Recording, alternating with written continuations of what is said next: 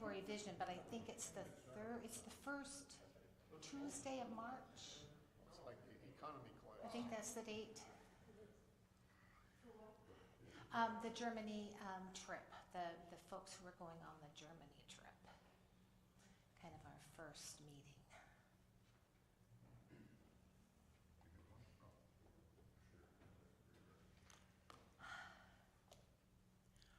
We're a little early still.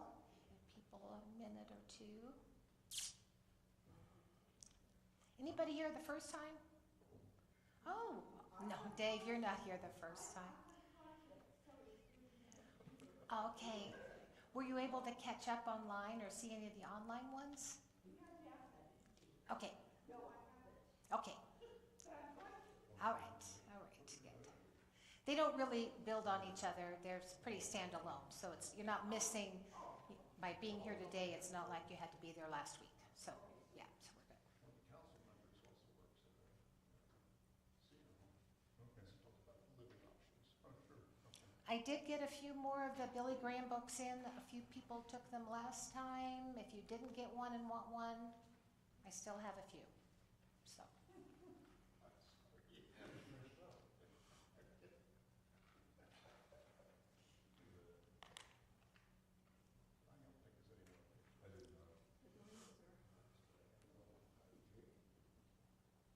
Quiet bunch this morning. It's not that early. How's your world? Your world. Oh, you've already done a lot. So that was your oof time, huh? Okay, good. It was me too.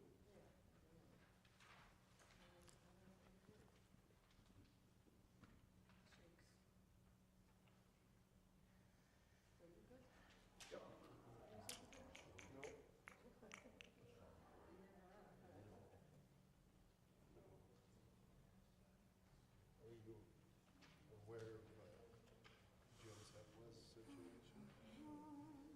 If he's on his deathbed. I think he's on his deathbed. He's at home in hospice.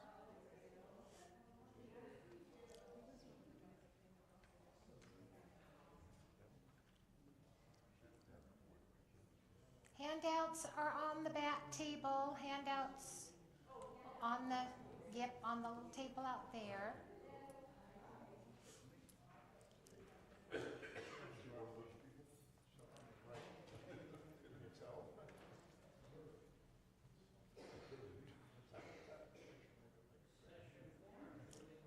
Moving right along. One more. What makes you think that ship behind is not going to leave? I just don't want to sit behind a tall person. Well, might have to move to the other side. Okay? Joe Schultz. He's so easy to talk about. Would be awesome. That'd be awesome. So people know, yeah, so they can say, yeah, that'd be good. There's some out there. You want to go to the second row? No. Okay. Yeah. I may not be here. I got an official one. Well, you asked me. I did. That's one thing I didn't want to. She's always going to tell me that I don't have friends with me. Anyway. Good morning. I only have friends. It saves a lot of time if you just It does. Friends, you don't play games and stuff.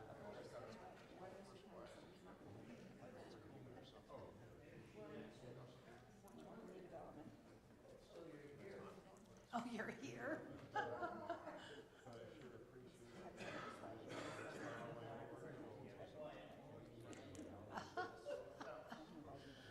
He's spunky this morning. He's yeah, I don't know.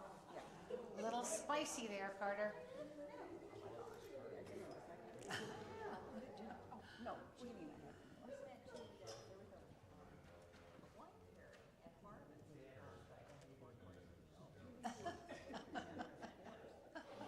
Expected like 4 ounces. It's like 6 ounces.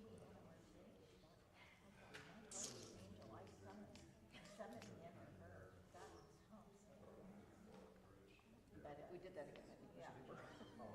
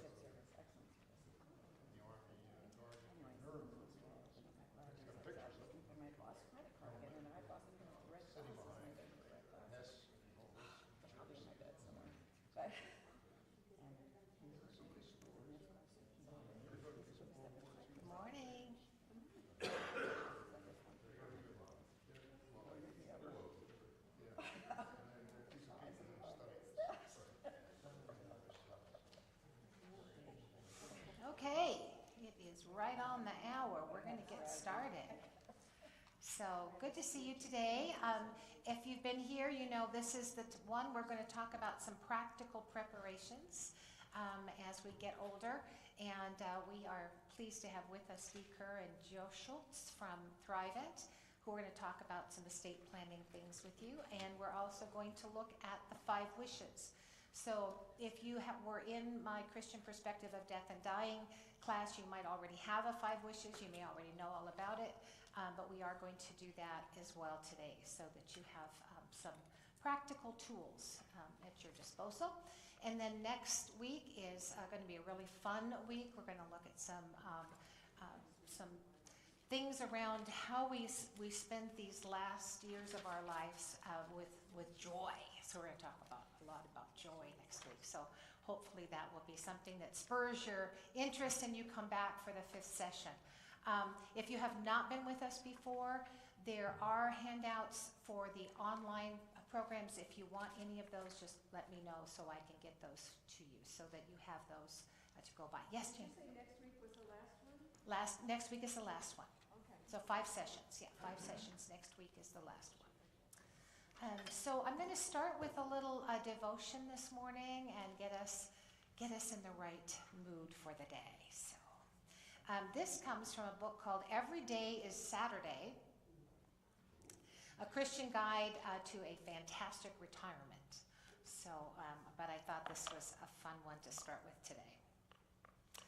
So one of the great blessings of a mature faith is a peace at the center. We could all use a little peace these days, can't we? This too comes as a gift from God, as St. Paul says in Romans. Therefore, since we have been justified through faith, we have peace with God through our Lord Jesus Christ, through whom we have gained access by faith into this grace in which we now stand, and we rejoice in the hope of the glory of God. That's Romans 5, 1 and 2. Did you get that promise? We receive peace and joy from our faith and can look forward to sharing in the glory of God when we go to heaven. You have to work to be sad with a promise like this. Paul also records a prayer we can say for ourselves and other believers, and this is one of my favorite verses from Ephesians 3. I pray that out of his glorious riches he may strengthen you with power through the Holy Spirit in your inner being, so that Christ may dwell in your hearts through faith. And I pray that you, being rooted and established in love, may have power, together with all the saints, to grasp how wide, how long, and how high and how deep is the love of Christ, and to know this love that surpasses knowledge, that you may be filled to the measure of all the fullness of God. That's Ephesians 3, 16 through 19. Wow, what a wonderful prayer and promise. Because Christ lives in our hearts through faith and we are grounded in his love, we will have wisdom that is unsurpassed. We will know the love of Christ and we will experience the fullness of God. How good can it get? God fills us to overflowing out of his own fullness. He gives us faith, love for him and our fellow man, and the Holy Spirit to comfort us and guide us. God's fullness includes an abundant measure, the peace that passes understanding, and a joy unspeakable. God knows how to give good gifts. The faithful Christian looks up. Sorrow and worry are not the Christian's lot and need not diminish our retirement years. We have God's faithful promises of salvation and eternal life in Christ Jesus, which gives us hope despite our physical or financial circumstances. Most of us can think of some saintly Christian whose face literally glowed with peace and joy. The sparkling eye, the smile-crinkled face, the sense of humor, and the peace with life are the trademarks of the elderly Christian. That word elderly again. Contrast this with the grouchy, frowning, sad face of the elderly curmudgeon, and you get a clear picture of the difference faith can make. G.K. Chesterton once said, "He who has the faith has the fun." I like that.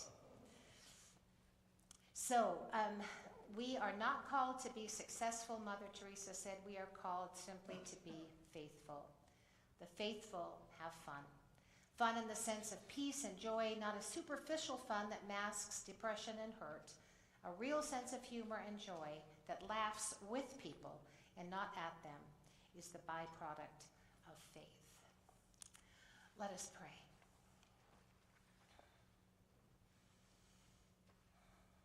Gracious God, you indeed give us peace that passes understanding. Help us in a time of struggle and discord in our world and in our lives, that we might just find that inner peace that centers us and keeps us grounded in faith. May this time we have together now today, may it not only enlighten us in ways that are good for our practical planning, but may it also, this time, Lord, glorify you. We always ask this in Jesus' name. Amen. All righty. Well, now, we did that part. I would like to introduce Dee Kerr. Dee is a certified financial planner with over 25 years in financial services. She lives here in Oro Valley, regular attendee here at Resurrection Lutheran.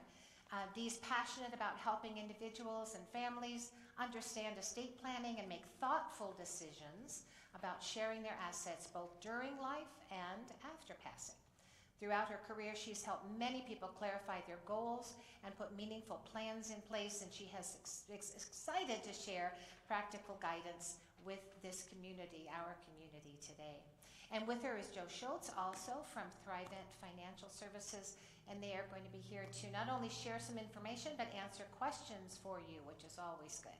So, Dee, I'm turning it over to you.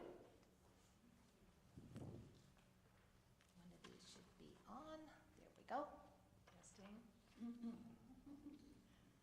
Hello and good morning. I don't know, I may see you. I usually go to the 9:15. Sorry. Thank you. I usually go to the 9:15 service. We kind of sit over there. You know, we have our seats. If I took any of your seats, I'm sorry. We do live here in Oro Valley, and I want to spend just a few minutes telling you a little bit more about me, more on the personal side, because I don't know about you, but when I hear someone that gets up in front of me and starts talking about financial planning and financial services, I either want to go to sleep or I don't trust that person.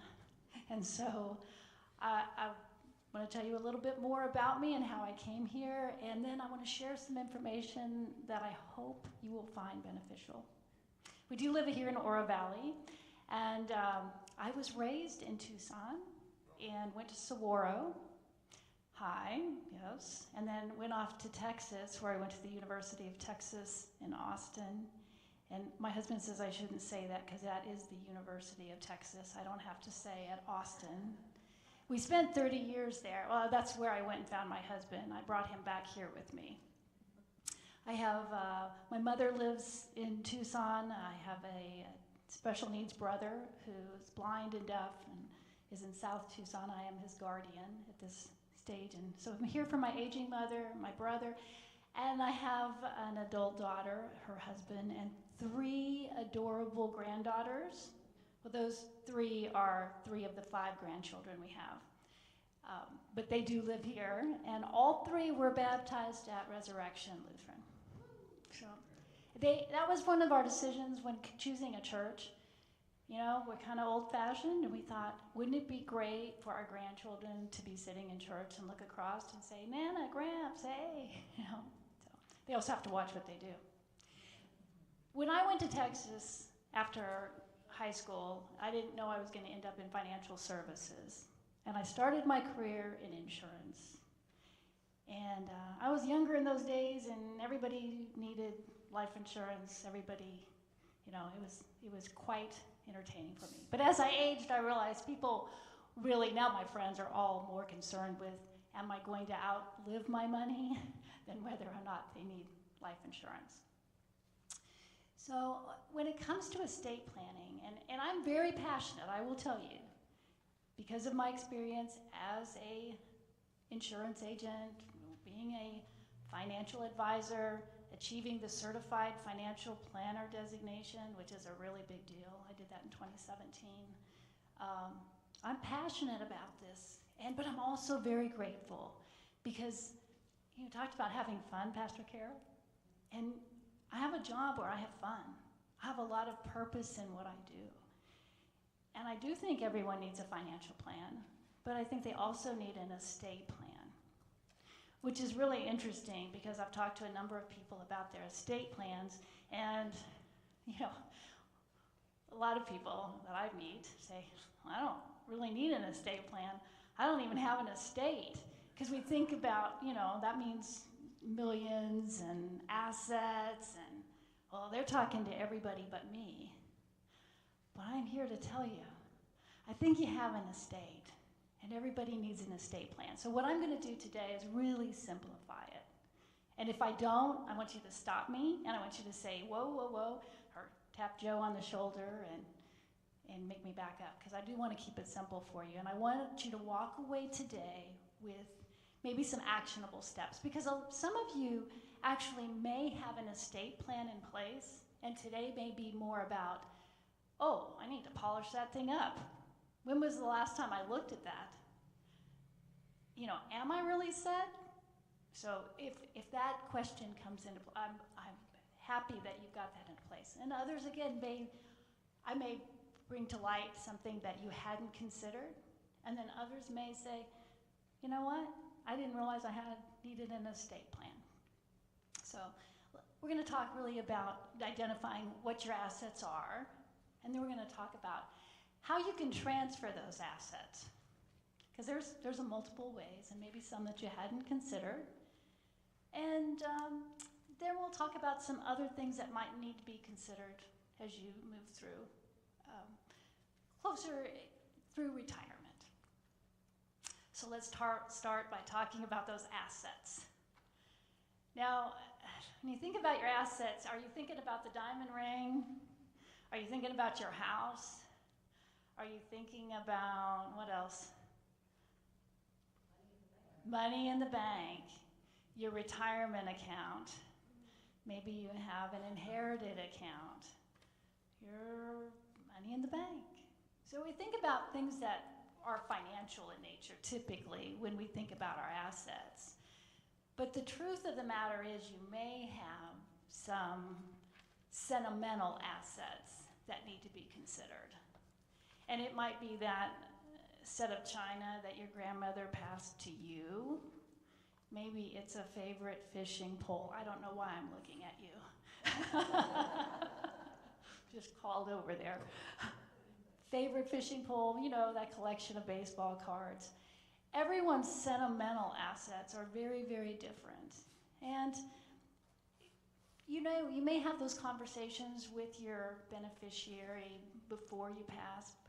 The one thing that I would really encourage you to do with a spouse or your partner or individually, make a list of your assets, but make a two list. One is sentimental and one is financial. And carefully think about who would you want to receive those assets when you're not here? Or do you want them to receive them while you're here? So my daughter's birthday is tomorrow. Well, it's interesting. I'll tell you how, no, I can't tell you how old she'll be because then she'll, Anyway, I found a ring that was, my mother-in-law passed away last year, 2025. And she was a dear woman, and you'll hear me refer back to her because she was very generous in her passing, but she was very intentional in her passing as well. And I received a ring that, what's the blue stone called? A sapphire? Yeah, a couple little diamonds next to it. I'm going to trust my daughter's not watching this. This belonged to my husband's grandmother. And I'm going to give that to my daughter for her birthday. So it's coming from my husband's grandmother. And intentionally, I want her to receive that while I'm here and to know the significance of the ring. Some of the jewelry I received upon Harriet's passing, I didn't know the story behind it. And I really wished I had. So this is my opportunity to do that. And So I would really encourage you to think about those assets because you never know who wants to hear that story. And the other thing is, I was very fortunate in that in the passing of my husband's mother, there was a lot of love that was demonstrated. And I don't think that's always the case. And that's unfortunate. So, we're going to transfer those assets, either when we're living or after we're gone. What are some ways that we can do that? Well, one of the easiest ways is to name a beneficiary on your account. That'll even keep it out of the will. And you, what is your name? You are, I'm gonna give you, oh, Ed. I was looking at the last name. Ed. You kind of laughed about that, but it's funny as an advisor, maybe it's not so funny, but the number of people that I pull up their accounts to look at it and review it, and there are a lot of accounts out there that don't have a beneficiary named on them. So while you think, well, that's the easiest way to do it, sometimes it just gets omitted. And so you can name a beneficiary both on your checking accounts, retirement accounts, maybe you have another type of, like I said, an inherited or a taxable account, or you could name a beneficiary on your life insurance or an annuity, and that takes it out of the will, that passes to the beneficiary. It's very simple if you've got a beneficiary named. If not, they're going to be looking at the will to see what your intentions were. Well, let's talk about a little deeper into the beneficiaries. Because remember, it's my job as the financial advisor to complicate things for you, right? So you can have a primary beneficiary and you can have a contingent beneficiary. Think about the primaries. And you can also list the beneficiaries to receive. 50% of an account, another 50%. Maybe my two daughters, Courtney and Leanne, and they're going to share an account. Then I'm no longer here 50-50. Do I want to make sure that if one of those daughters passes away, predeceases the other one, that her 50% passes to her children? Or do I want survivorship, the full amount, to go to the remaining daughter? See, I told you my job was to complicate things, to get you to think about, how did I list that beneficiary on that account? And did I name a successor, a contingent beneficiary? So if something happened to my primary beneficiaries, there's a second one that's named. So very important that not only you name the beneficiary on the account, you think carefully about how you want that to pass to them, but that you're reviewing those beneficiaries periodically. I come back to that quite a bit because life changes. Okay, that's one way. That's the easy way. Then I would challenge you to consider your will. And I hope, I'm not going to have you raise your hands, but I hope everyone in here has a will. Now here's the part that gets me. Again, just like those beneficiaries, when was the last time you looked at it? Have you moved? Have you had some changes in your family? Have you had any changes to your financial situation? A lot to be considered. So if any of those things have happened, and I would say at least every 3 to 5 years, you should be reviewing your will. Now, a will is great if you need one, because if you don't have one, the state is going to have one for you. And while a will doesn't always keep you from having to go through probate, without it you will be going through probate, which can be costly and very painful for your beneficiaries. And I want, all of us want, when we're no longer here, for our beneficiaries to have that. We don't want to make their lives more difficult for them. So this is why it's important that these things are carefully thought about. let me refer back to my crutch here. Which was,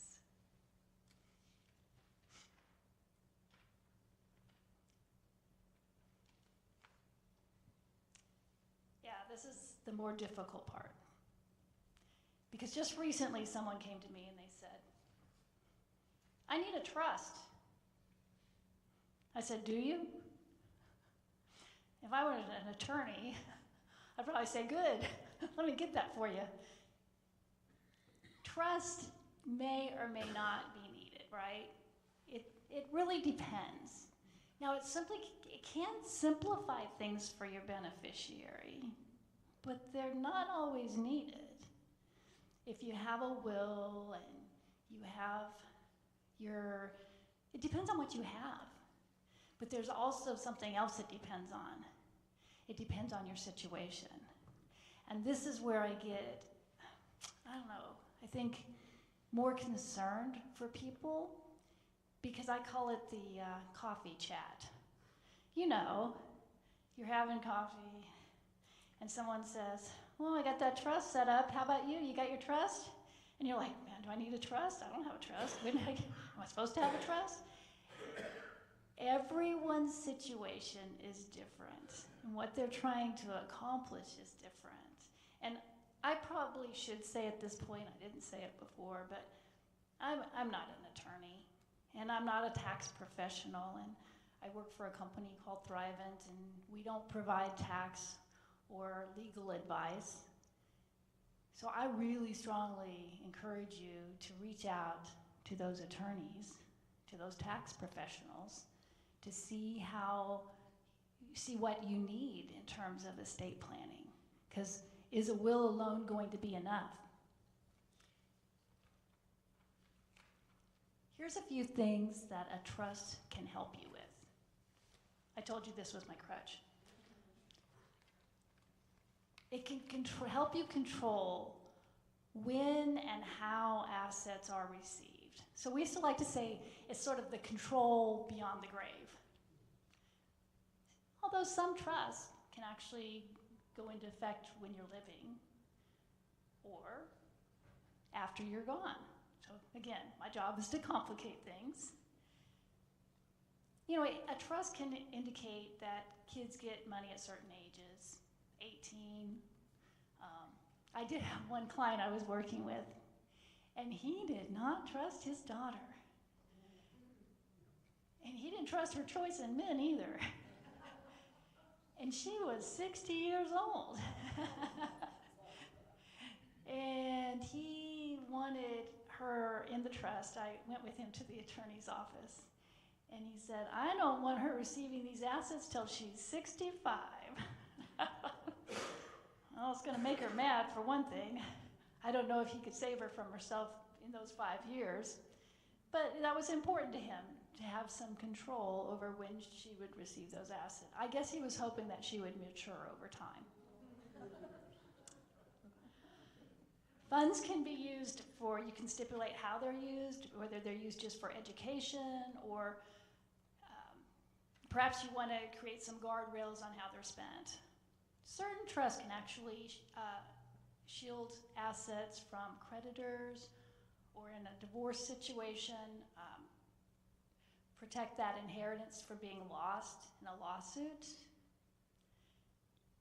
Plan help those that maybe have a risky profession. Maybe you need a trust because you want to plan for your own incapacity. Now, and that means simply that a successor trustee could step in without court involvement and help make sure that your bills get paid and your finances are managed smoothly. This is really often overlooked and can be valuable. Then there are special family situations like a blended family, could be a second marriage, again, control beyond the grave. When you're gone, that spouse can actually change the will and all your intentions. So again, each one of us is different. But most of all, or I shouldn't say most of all, but the thing that we mostly think of need for a trust is going to be, well, because I have estate and tax planning that I need to do for for higher estates. So I have over 15 million, which is the gift tax exclusion, and I think I need a trust. And that's who all needs one. But you can see that there may be other situations, even with smaller estates, that a trust might be necessary, given your own situation. So always be careful when you hear that coffee chatter. They don't know your situation. And, you know, it's so familiar to me that I hear the story over and over about, I should be doing more. My plan doesn't look like their plan. They don't know your assets or your situation. Oh, important. What can be in a trust? Told you, crutch. Real estate, bank accounts, investments. So those things that go into your trust, you can draw up trust documents and it can remain unfunded. Because if it's a trust that's a living trust, it's supposed to go into effect while you're alive, you may have to retitle some assets, including your home. But you may just have your assets or your bank account or your investments become the beneficiary of the trust. And then when you're gone, the trust dictates how the assets are distributed. So there's a lot of ways to do this. There's another way that you can transfer your assets. And if you were in church on Sunday, they talked about the endowment fund.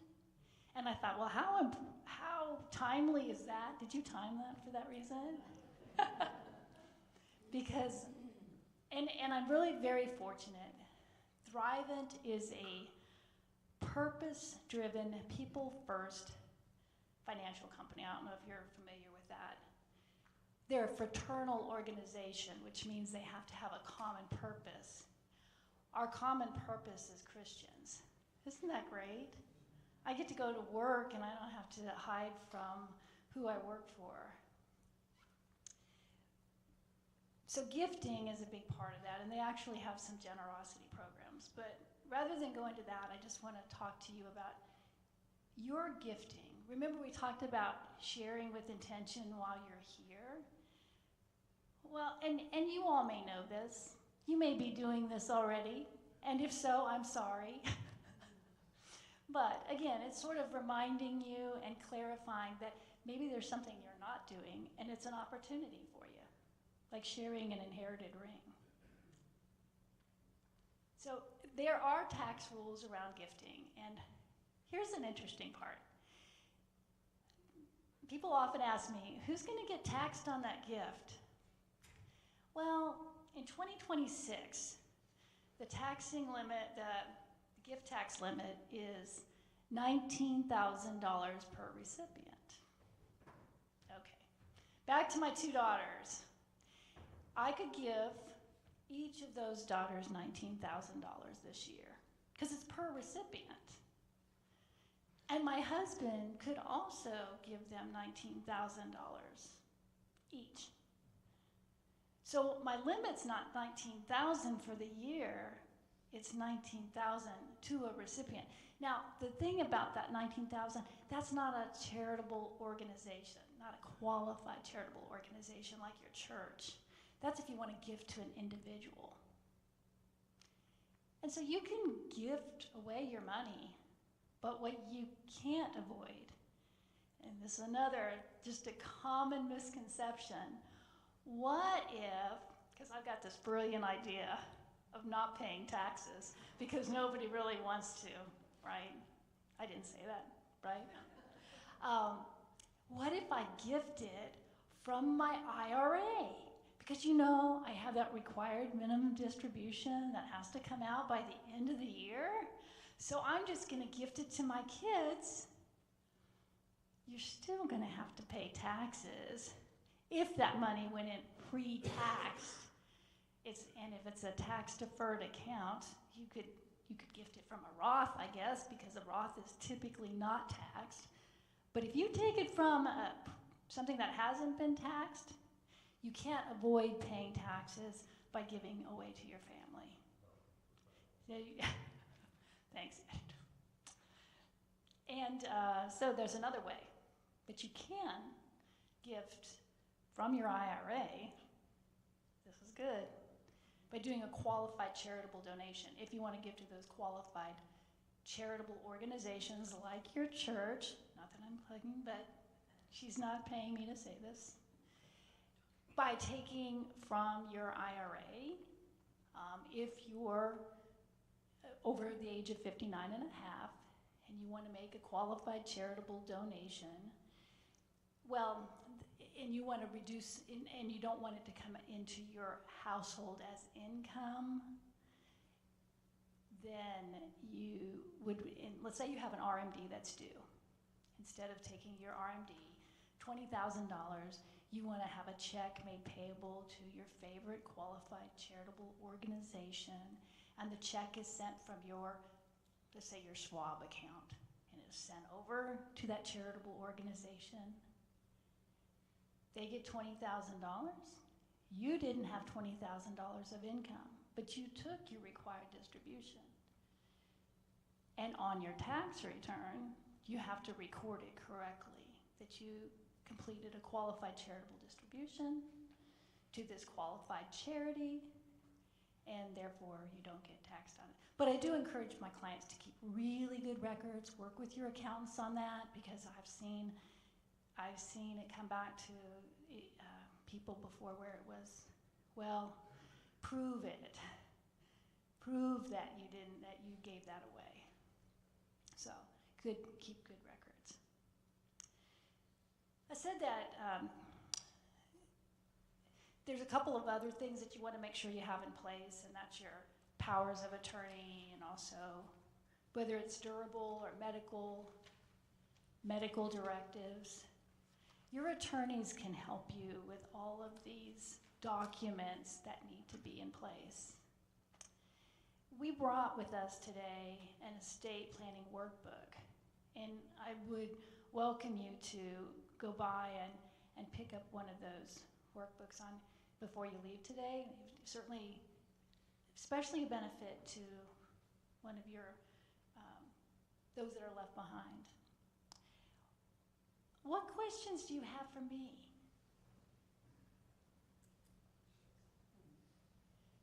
Yes.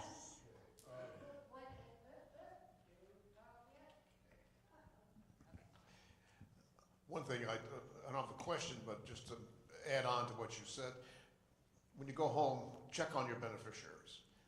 Check with your banks and your credit unions and your brokerage accounts. Make sure they are who you intend. You wouldn't believe, I'm a retired attorney, not estate planning, but I've seen it happen too many times. An ex-spouse is still on your life insurance. I don't think you really intended that, or still on your will. Things like that happen, so be alert.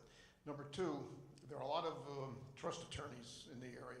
Most will offer a free initial consultation. No obligation. They'll go over all these questions you mentioned. Everybody's different, and you'd be surprised at how many different things you have to think about. And it's really beneficial just to go through the process. So, don't worry about the cost of initial consultation. I found that very helpful. I'm not a trust attorney, but I found out a lot that I don't know. So. Thank you so much. I know am I on? Maybe not yet. Okay. Oh, nope, I am now. So my mother did not update her will, and my sister had some medical issues and some things, and my mom wanted to make sure that she was covered for those expenses. But she died before my mother died, and she was still the beneficiary in her will. So that got really complicated, yeah, because she had never looked at that, never updated her will. So definitely look at that every few years. Pastor Carol, I think you bring in a really good point there, in that whoever you named it, that your executor, just like those beneficiaries, they might have aged out, meaning you might not want them handling your estate, and your beneficiaries might not. Good reason to review it. thank you for sharing that. I think you put that very well about just the missing beneficiaries or the wrong ones. Yeah. Something to consider as you get older. I won't call you elderly. And it depends on your health and your assets. But talk to somebody about what may happen if you have to go on Medicaid. Not Medicare, but Medicaid. The limits to your assets are extremely low. Very low. Very low. Okay, Yeah, very low. extremely low. Yeah. And depending on your situation, you might want to consult with an attorney if you have certain assets that you absolutely positively want to pass on to your heirs, that you take the appropriate measures to protect them. It's called it's an irrevocable trust for Medicare purposes. Thank you. Yeah, the word irrevocable is something I did mean to mention, because there are so many different types of trusts, and that's really where our attorneys have to come into play. But just to make that clear, we said there was the living trust, and then there's the one that comes into play when you're not here. That's sometimes called a testamentary trust. But there's also something called a revocable, and that's when you're alive and you don't want to give away your assets. Like if you were going on Medicaid, it might be a different situation where you have to manage how much assets you have. But revocable means I have full control, I am the owner. Irrevocable means I've given up control. Recently, my mother had decided to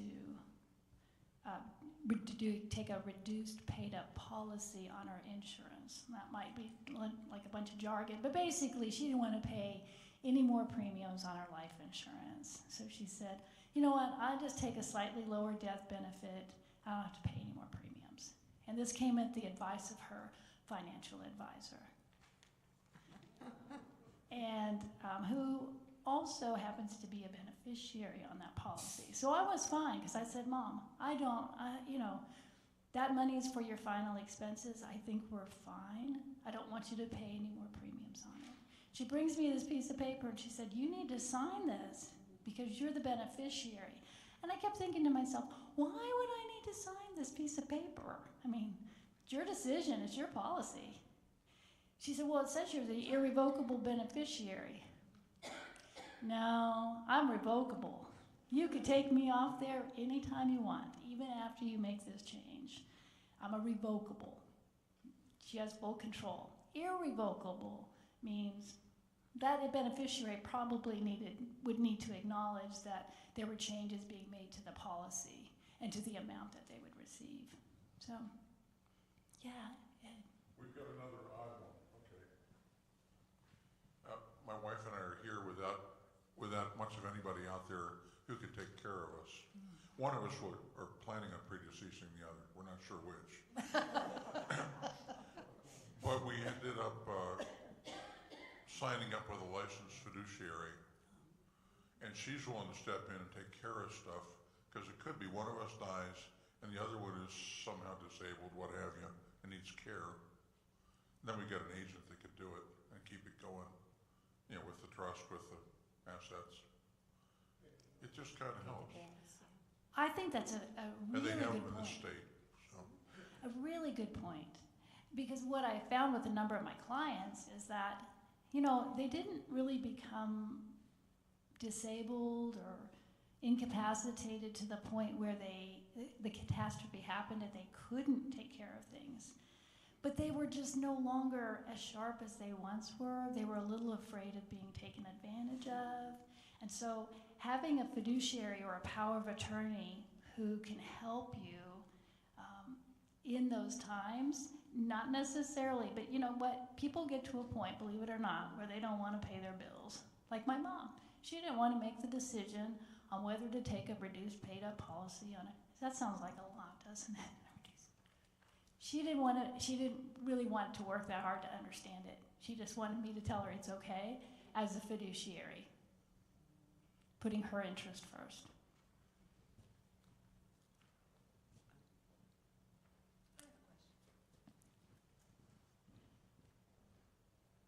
Hi, I created a will trust about 3 years ago, and now it was with a paralegal. And I wasn't sure if that, now I want to revise it, because some of the people that I thought would be executor or serve in some capacity really haven't proven to be as reliable, some family members. So for that reason, I don't want to change a lot, but I do want to change it. I wonder, do I need an attorney as opposed to a paralegal? Any advice? I'm looking at the attorney here. I'm glad you were looking at the attorney, Kay, because I actually don't have any experience with anyone using a paralegal for that. Have you? No, I'm retired and not licensed in Arizona, so I'm not giving a legal opinion, but I'm biased, so I would say go to an attorney. I mean, really all a paralegal does is has some knowledge and put together a bunch of forms and notarize it, because they got to be notarized to make it official. But an attorney, I think, can get more into the weeds of things. B, and I've had to do this, you don't need to write a whole new trust and pay, the whole fee again. You can do an amendment. But whether an attorney would want to amend someone else's trust, I wouldn't want to do that way. But look at it this way, for a couple of $1,000 or $1,500 to get a trust that's really going to be solid, and you've got a lot of assets behind that, it's worth that to get it done right. If you've got a house, you've got IRAs and stocks and whatever assets you've got, you don't want that to get all messed up because of a mistake. So it's worth investing a few bucks to get it written up right. Find an attorney. Yeah. Again, I'm not familiar with Arizona practice. I noticed that a lot of paralegals hold themselves out as divorce assistants and trust and wills and stuff, and maybe it works in Arizona. I can't answer that question. But again, my bias would be seek an attorney. And again, a lot of these, like mine, offers a free initial consultation, no obligation, but you can really open your eyes to what all the issues are. And she, every couple of years, is glad to sit down and just go over things, again, free. So it depends on who you get. I think I lucked out.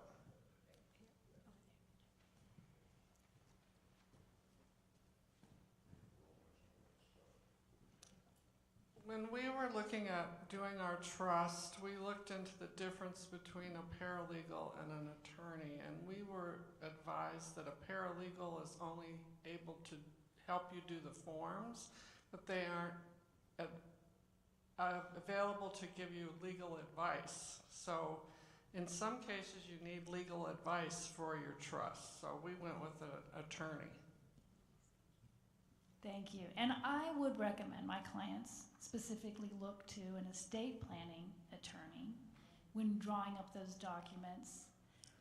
And again, we do have to be so careful, because I do want to share some basic advice with you and explain how some of this stuff that can be overly complicated. My goal was to simplify it for you today, but I have to be very clear in saying, and I hope that none of you heard me giving you any legal advice or any tax advice.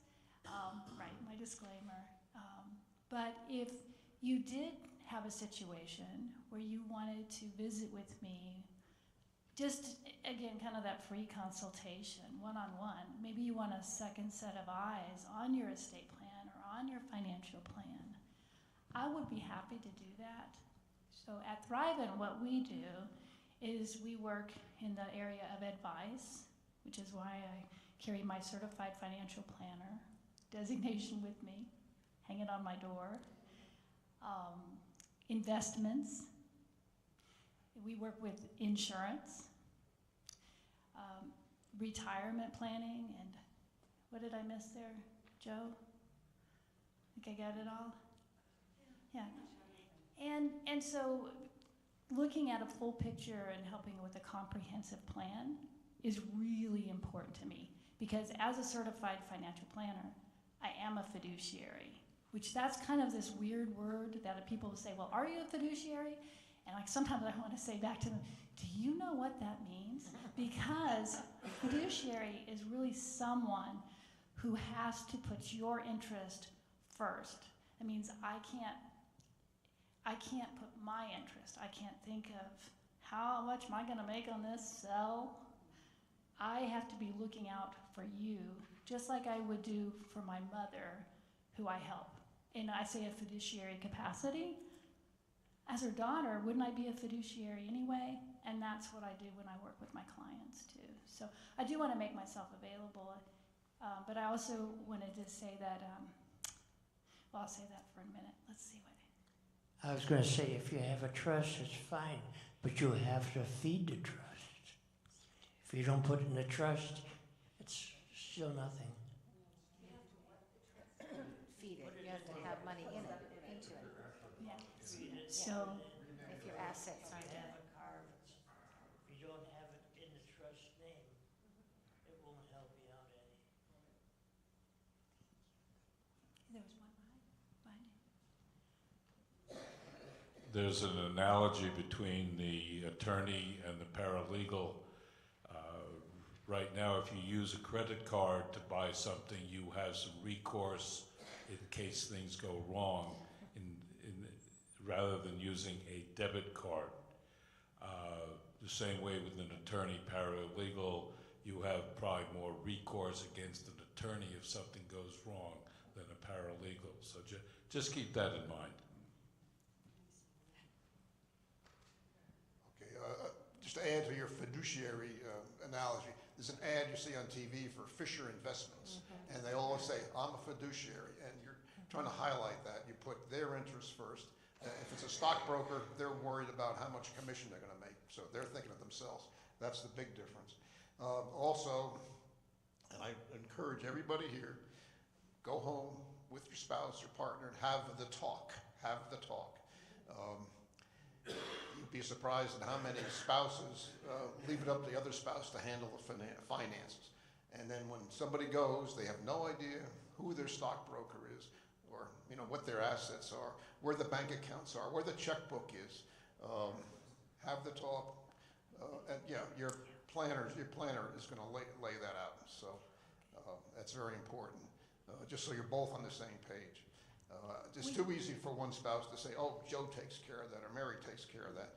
And then when Mary's gone or Joe's gone, whoa, So have the talk, sit down, have a cup of coffee or a glass of wine or something, and lay it all out. It's hard though, don't you think? And I'm taking with you to my next presentation, and we're gonna plant you, and because you're doing a great job to help me bring home, and I think sometimes having somebody else say it, but it is hard. And I do want to add something real quickly, because I think we have one more, but is that a lot of times people don't want to come to me because they think, I don't have enough for you to really mess with. And the benefit to sitting down and having a professional, just make sure they put that stamp. Because the last time I had a conversation with someone who said, I'm living off my Social Security, I really don't have enough for you to even bother with.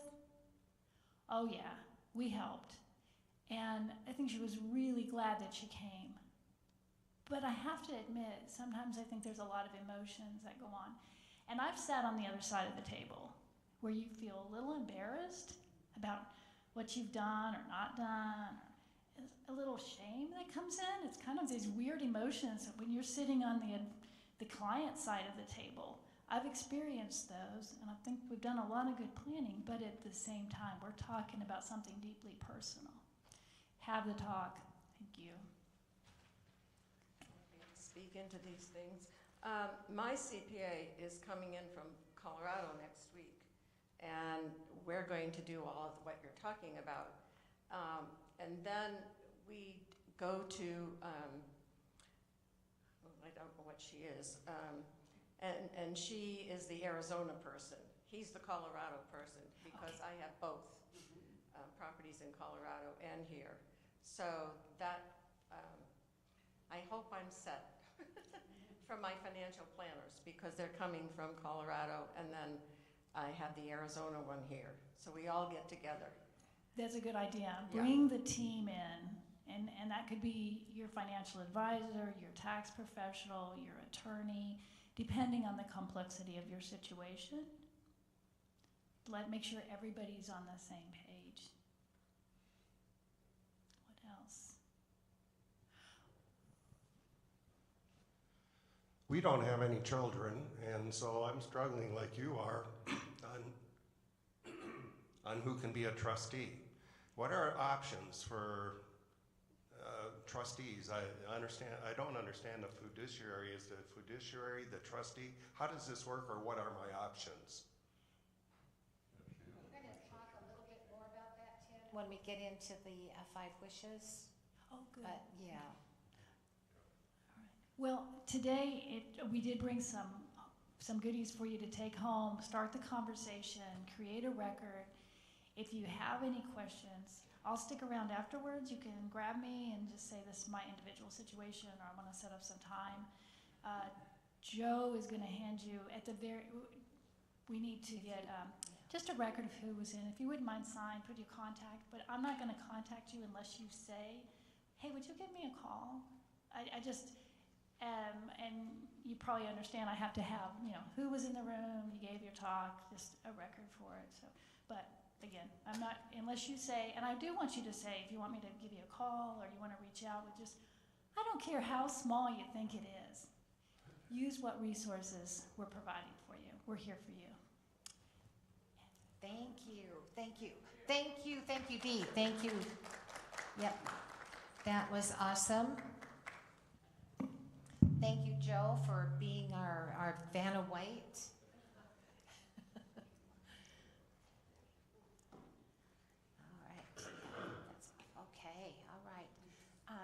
All right, I'm going to give you 5, take a little break here. We're going to take like 10 minutes, okay? Just take a break if you need to use the restrooms. You want to just stand up and stretch a little bit, and then we're going to get back at it, okay?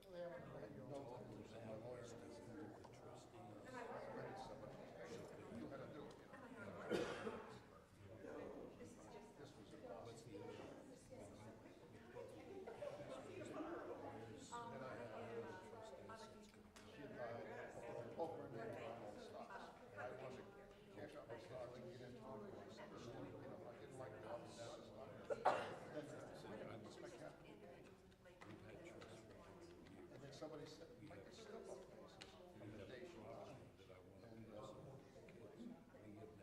But how do you figure all this? Right. I called saying, when did we get the state for it? We got it. It cost me $6. Oh, yeah, we talked about that, but anyway. She had to hire somebody from the outside to figure out what stopped the battle on the day she died. It was in, and it was out, and it was in, and it was out. Well,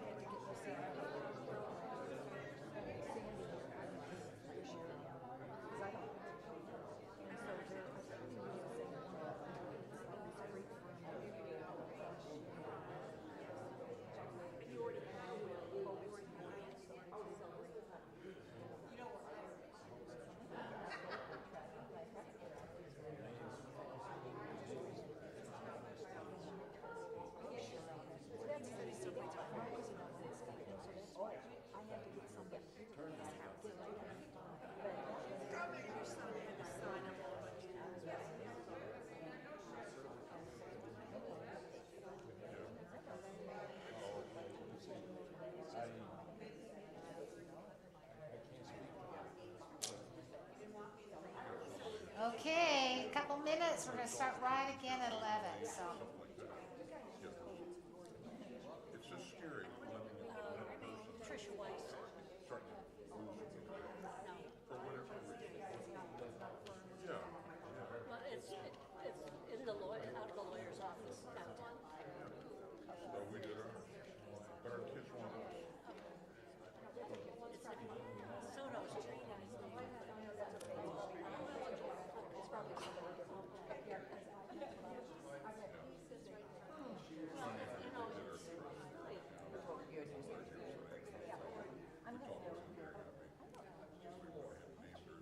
Okay.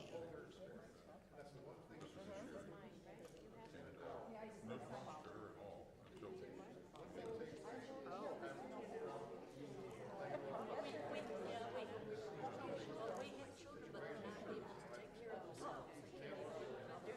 Alrighty, let's get back in our seats. We're gonna get started again.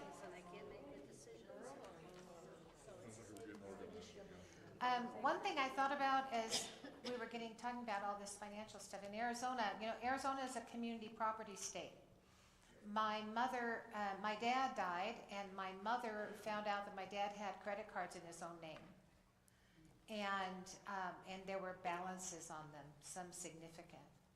My mother inherited those, because that's what happens in Arizona. So know that, and know that's one of those things where you have that conversation, right? So everybody knows what everybody owes, what everybody is doing. It also affects things like Social Security, right? If you, my mother took early Social Security because my dad's was higher.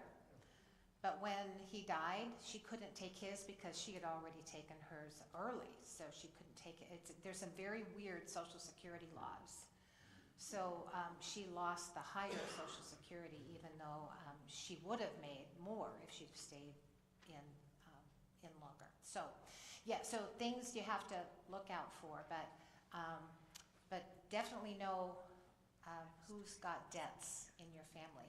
And that happens, unfortunately, even if you're separated. You might have been separated for years and not even know what your spouse, still legal spouse, owes, and you could be responsible. So check on that. Okay, so I'm going to run through this pretty quickly. How many of you were in my Christian Perspective on Death and Dying class? Okay, so some of you already are familiar with 5 wishes, but I'm going to run through just what this is and what it's about. You all have received a copy of it. This is one of those things that you can use to put everything in one spot, and that's the whole gift of it, is that all of this information that either your children need or your spouse needs, all of that is in one place. It can be certified, can be notarized, it can be, and what you want to do is keep it somewhere where everybody knows where it is, so you can find it easily. But these are just some of the facts, right? We all want to die at home. We'd all like to do that if we could. To be free from pain, to be in the company of loved ones, to retain control of care that we receive. The truth is, however, less than 25% of Americans die at home. Although more than 70% say that was their wish. Dying is often unnecessarily painful and isolating, and only 20 to 30% of population has completed an advance directive. That's pretty sad. Solution is this 5 wishes. It's a very simple format. It's in everyday language. It promotes peace of mind, helps families avoid guessing and guilt, gets the care people want and deserve. So 5 wishes. The first, living will to address personal, emotional, and spiritual needs, along with medical and legal wishes. Created with the help of the American Bar Association and healthcare experts, helps facilitate discussion of wishes with your family and your doctor. It's distributed by an agency called Aging with Dignity. It's a network of more than 40,000 organizations, nonprofit organizations, and the sole purpose is to make life easier for you, and also to keep everything legal and effective for you, because there's too many people who are falling through the cracks, getting treated in ways that they don't want to be treated simply because they didn't plan ahead. So this is a tool to promote human dignity. People don't want to be an object of medical care conveyor belt, right? Just let's try this, let's try that. We know when you are ill, where you are just being kept alive with all kinds of unnecessary treatments that you would not choose to have. Sometimes medicine doesn't know when to stop, especially now that there's so many techniques and so many things available. Doctors seem to want to perpetuate life, and there's nothing wrong with that, but you may not want to be a medical test case.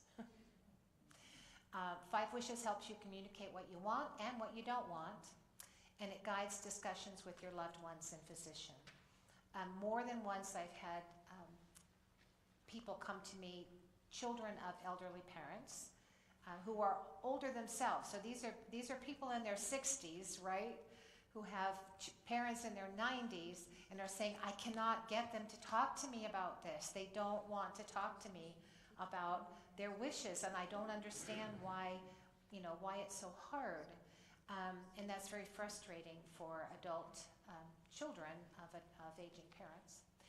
This is, of course, very nationally recognized as a good instrument. 5 Wishes addresses these points. Which person you want to make healthcare decisions for you when you can't make them for yourself. Very important. The kind of medical treatment you want and don't want. How comfortable you want to be. How you want people to treat you, and that's a very different ingredient in this, in 5 Wishes. This is not about all just the technical things. It's also about how you want to be treated. And what you want your loved ones to know. There's actually a section here that just talks about how you want to be remembered. What do you want people to know about you? That's important to keep your memory alive. Wish number 1, that's the person you want to make healthcare decisions on your behalf. It allows you to name a person to act on your behalf. It's legal, durable power of attorney for healthcare, and it often known as the healthcare agent or the healthcare proxy. That's the wish number 1 in this instrument. Wish number 2, commonly known as the living will. So it expresses instructions for your caregiver, such as the need to take medicine for pain, even if it leaves you sleepy.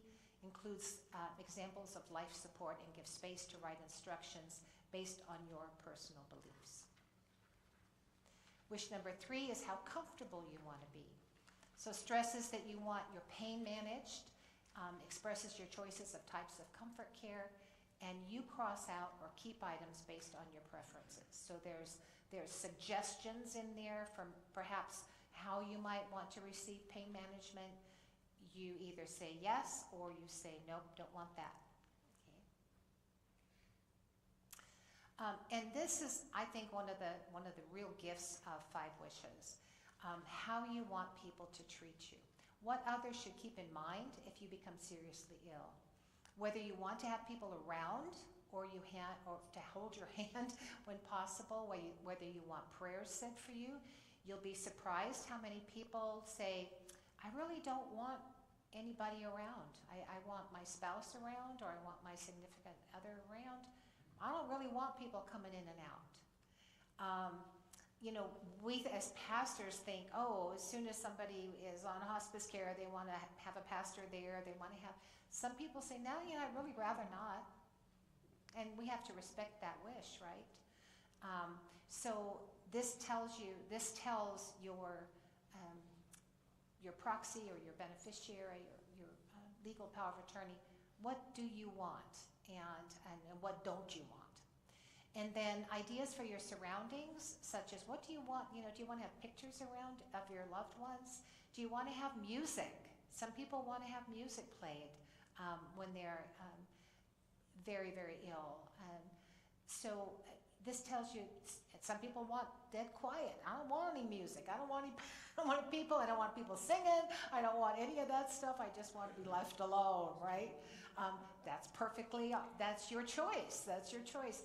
But this lets you tell people what you want and don't want. And then this is another, I think, very different feature of this.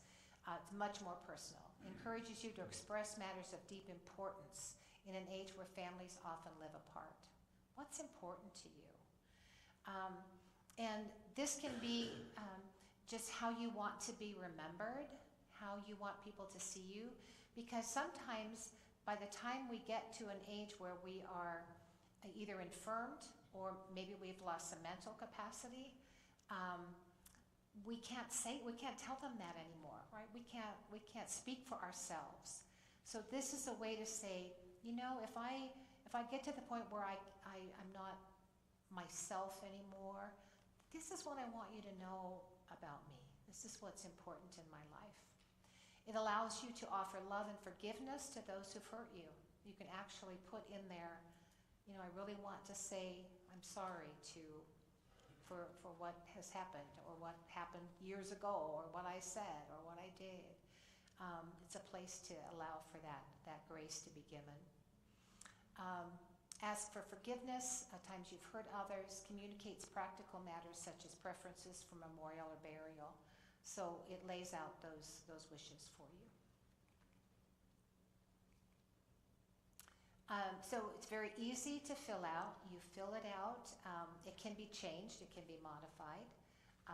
Once you've done it, you want to print your name, read the statement very carefully, ask 2 witnesses to be present, sign it in front of those witnesses, and the witnesses don't have to read any of the wishes. So you don't have to have those read by them. Yes, Jane? It's important to note that it does say in here, if you already have a advance directive and you've already covered it, if you sign this 1 through 3, it will replace that. Yes, So if that's. you don't want to do that, Don't fill that part out. That's right, if you haven't. But then you want to make sure you keep those documents together, right? So, yeah, so it's all in one spot. Yeah, so it's all together. Yes? I think it's very important. Before my husband passed, he said, I don't want to live in a wheelchair because he was paralyzed from the waist down. He said, I don't want to live in a wheelchair, and I don't want, and he told me cremation. He told me everything before he died. Yes. Which I think we all, if we have a partner or husband, wife, we ought to explain that to our spouse.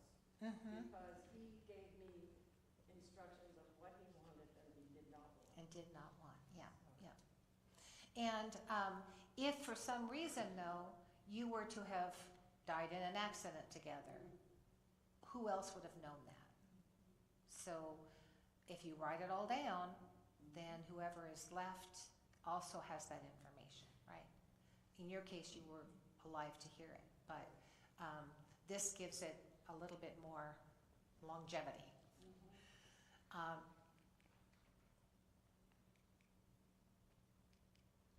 There we go. So after completing that 5 wishes, you want to make copies and give it to your family, to your friends, to your healthcare agent, to your doctor. You want to have copies of it made. Discuss those wishes with your family so that they know that this is done and that this is what you want. Keep it available. Do not put it in a safe deposit box. Because if you put it in a safe deposit box and they don't have access to it, then what good is it, right? So you want to keep it somewhere safe in a file cabinet, maybe even in a home safe if they know how to get into it. But you don't want to put it in a safe deposit box because sometimes you can't get into those. And then you carry a little wallet card. There's a wallet card that's included in that. You fill that out. It also says, you know, this is where you're going to find this information. And you just stick that in your wallet and you keep it there in case there's an emergency when you, if like an accident or something where there's no time to find the documents.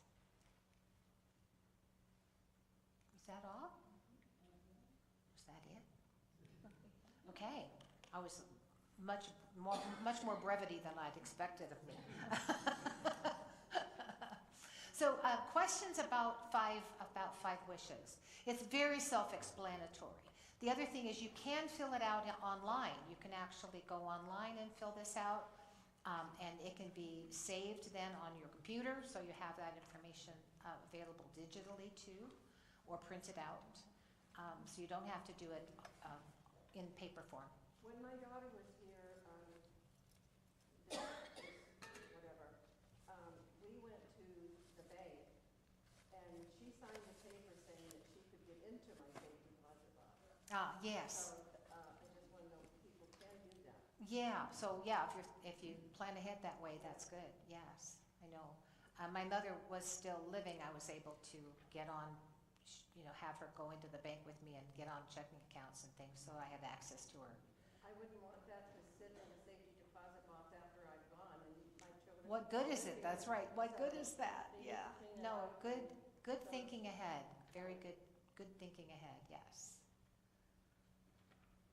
Yes, again, David. One comment that struck me negatively was medical doctors don't know when to stop. That's the other side of that is they're trained to heal people. They are, it's not, yeah, That's what they go into. that's right, If that's it's right. something that can be healed, they're gonna try it. It's not there, that's right. That's why you need a medical power of attorney and your wishes, whether you want to be resuscitated, whether you want IV tubing stuff. That's right, And that's it's right. also a document, it's very important, if it's important to you, it's called a DNR. Do not resuscitate, yeah. I'm not that familiar with this, but I know if you, I know somebody whose spouse was very ill, and they did not want them to be resuscitated. Because chances were, if they were resuscitated, they'd be worse. Right, And they just made the decision, let me go. Yeah. And if you call 911 and the paramedics show up, again, they're like the doctors, they're trained to heal, they're gonna resuscitate you. They're gonna do everything they can to stabilize you and transport you to the ER. And if you say, they have to. I know, my, Safe in your fridge, I think. Yeah, it's yeah, You have to post it where they can see it, inside the door, on your fridge, whatever. this happened to my sister. My sister had very, very serious lung cancer. She was definitely You need dying. a doctor to sign up. Yeah, and she had it, but she was living in an assisted living home, and the person who was taking care of them, this happened early in the morning one time, and the overnight person didn't know where the DNR was, right? And so didn't know, and tried to call me, but I was in Alaska, so we had time difference, and it was like 2 o'clock in the morning my time. I didn't answer the phone right away. So the EMTs came, and of course they did, try to resuscitate her, which was terrible because it was just, very, very unnecessary and very painful for her. And and of course didn't work. But yeah, so definitely if you have one of those, it's got to be where it's easily accessible and everybody knows it.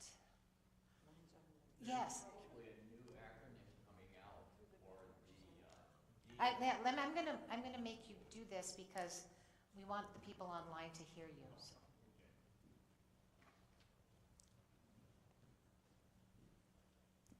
We were at a lecture with a hospice nurse, and the DNR can be a very emotional thing for the living. Yes. And she says there's a new acronym coming out called AND, Allow Natural Death.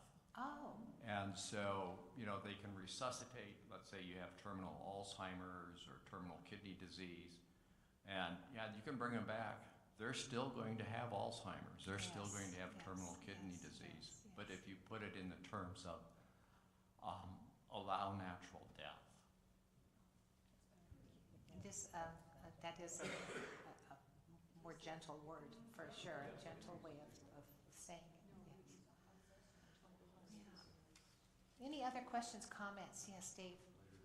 One piece of advice that's often given, if you're... Use the mic, because the online people want to hear too. Oh, right, okay.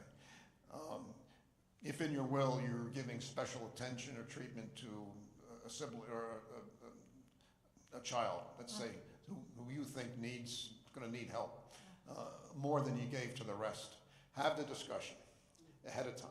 Yes. Because you'd be surprised at how many people, oh, well, he didn't mean to do that, even though it's in his will, and they contest the will, and no one's happy. Yeah. And sometimes there is that need, but to have that discussion with that person and the rest of the family, it's hard to do. I'm not saying it's easy. It just makes sense, but it's hard to do. Also, if you have a trust or if you've had an attorney write up a will, just a basic will, they're probably also going to do a medical power of attorney, a mental health power of attorney, your living will.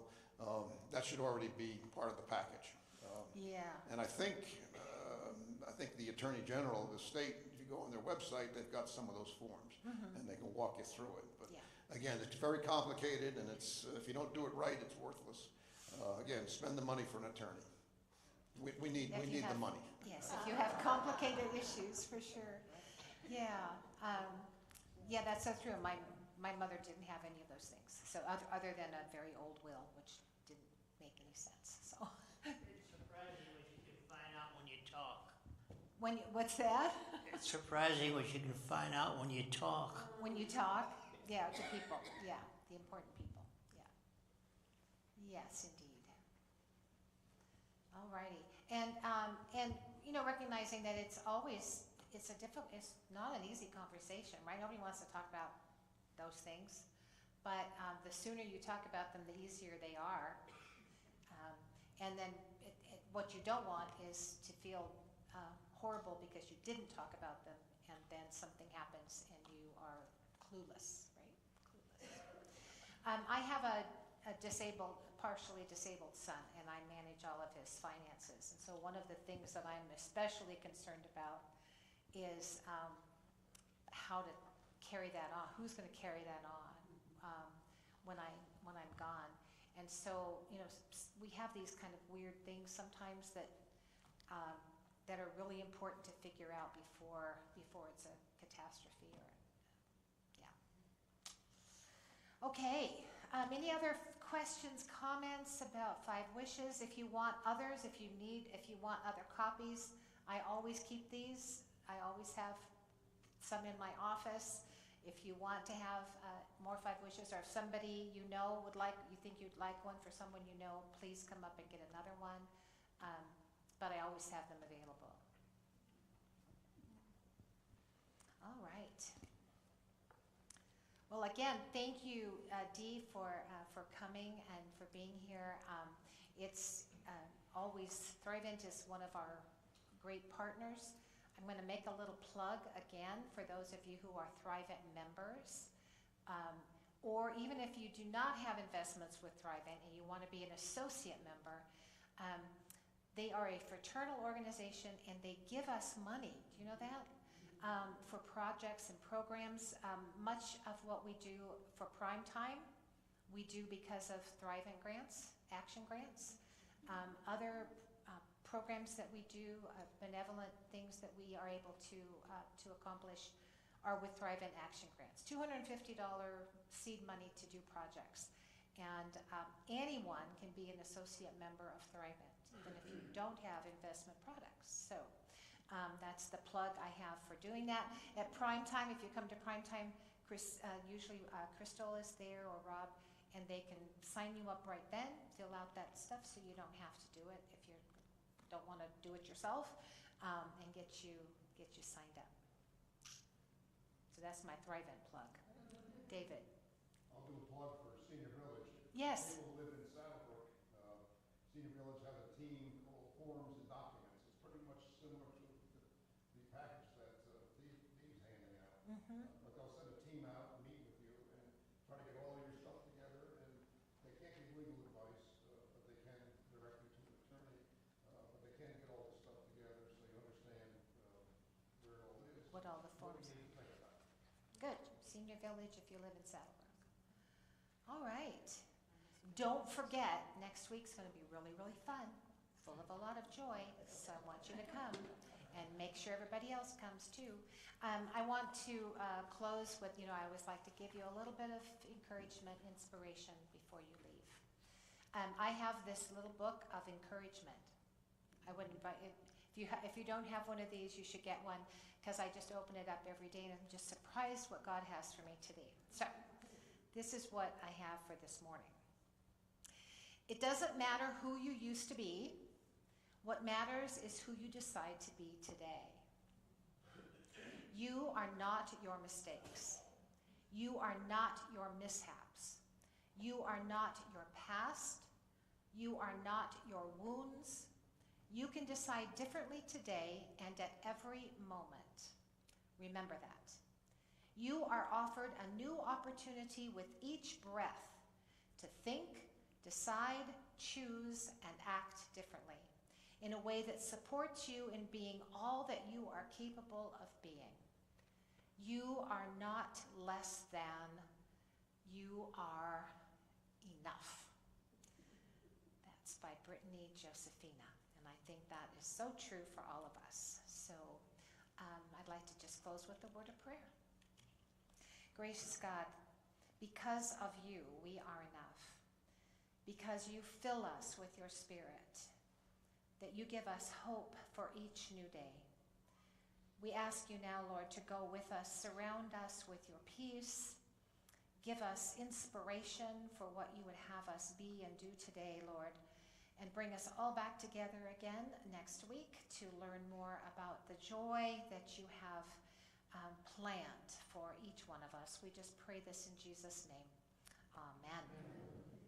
Go in peace, serve the Lord.